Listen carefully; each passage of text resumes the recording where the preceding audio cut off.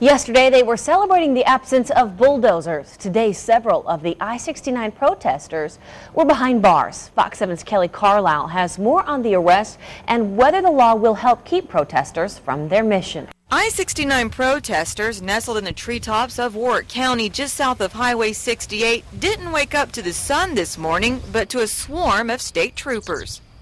There was 5 people, 3 of which were on the ground, 2 of which were in the trees. They advised the people of the trespass statute. We allowed them 15 minutes to pick up their belongings and make an effort to leave. The 3 people that were on the ground did so and left. The 2 people that were up in the trees refused to leave and were subsequently arrested. Those two, 22-year-old Emily Cross of Tennessee and 25-year-old Andrew Joyce of Michigan. Troopers had to use a cherry picker to get to them. The 3 that had left at the request of police soon returned, only to stand in the middle of the highway. They were arrested for obstructing traffic. The arrest didn't stop there. The treetop protesters had called in backup and carloads of supporters had rushed to help. But troopers expecting them started making traffic stops. One truck, however, didn't pull over. The pursuit was started.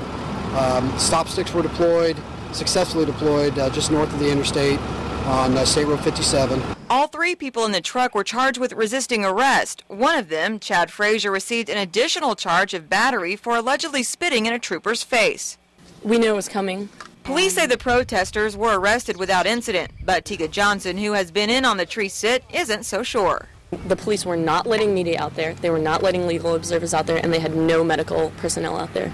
Only police officers and really angry canines.